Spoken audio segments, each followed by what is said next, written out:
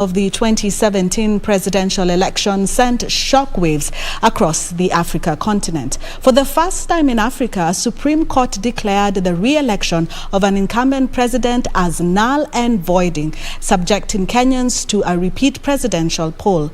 The Independent Electoral and Boundaries Commission was hugely indicted by the ruling, vindicating claims by the opposition that the conduct of the 2017 presidential poll had fallen below the constitutional threshold.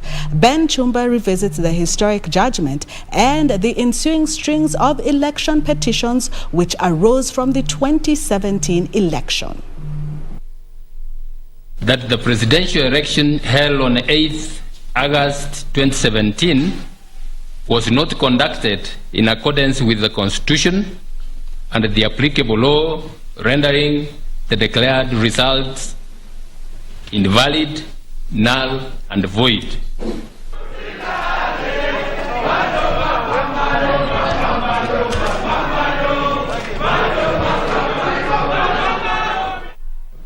On 1st September 2017, the Supreme Court of Kenya sent the Independent Electoral and Boundaries Commission back to the drawing board and Kenyans back to the ballot, directing the first respondent to organize and conduct a fresh presidential election in strict conformity with the Constitution and the applicable election laws within 60 days of the determination under Article 143 of the Constitution.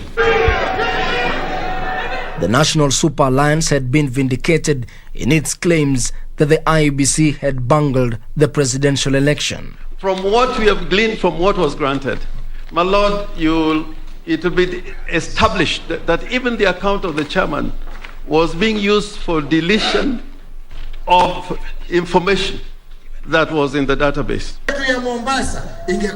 President Uhuru Kenyatta, whose Jubilee party had already pipped the opposition to the control of parliament, felt shortchanged by the historic ruling in the Supreme Court. And don't think that because our friends shout and we keep quiet, that we are scared of you. No, we are not. We are not. You've done your ruling, we have respected it. Let IEBC do their job. Let them declare the date. And Raila, let us meet at the ballot.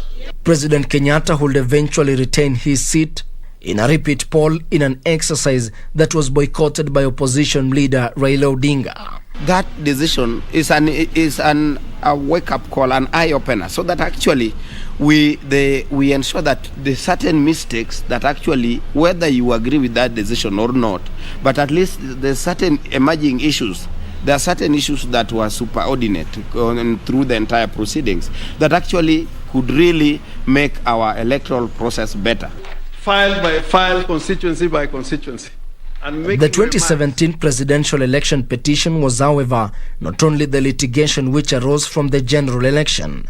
A number of governors too were faced with cases over the legitimacy of their victories. Among them Alfred Mutua of Machakos County, Anne Waiguru Kirinyaga, Cyprian Awiti of Homa Bay, former Wajir Governor Mohamed Mohamud, among others. A number of members of parliament also found themselves fighting allegations of voter fraud in the 2017 general election. On 1st March 2018, the Supreme Court nullified the election of Kenya Member of Parliament Chris Karan. Some of these problems, they are occasioned by the political parties themselves, because they always wait almost up to the very, very last minute. It's when they want to conduct their nominations. And out of that, those who will be dissatisfied by the results, and those who will also rejoice. Just like the 2013 general election, the 2017 polls also saw an increase in the number of ballots to 6.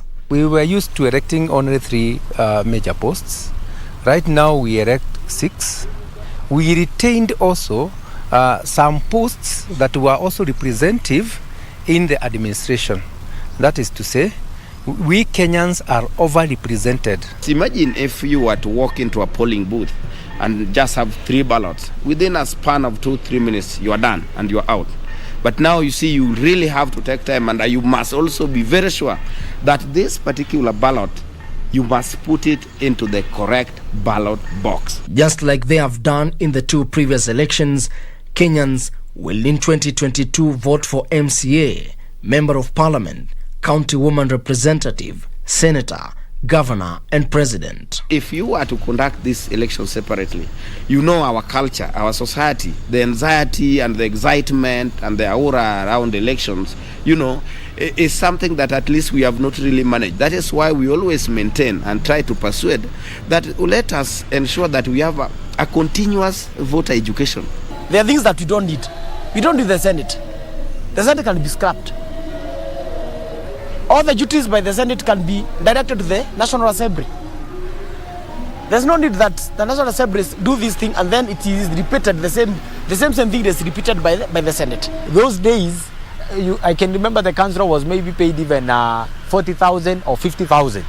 But now you will see a county assembly, a member of a county assembly is paid more than 300,000 Kenya shilling. The entry of independent candidates has made the ballot paper extremely long. In the previous elections, voters have raised concerns about illegible symbols and unclear pictures used on the ballot papers. The 2013 and 2017 general elections exposed gaps and inconsistencies in the electoral framework. And with Kenya having been listed among countries considered to have a sound and comprehensive electoral and legal framework, analysts say the onus is on IEBC to ensure it maintains the highest levels of electoral conduct. Chumba, Prime Edition.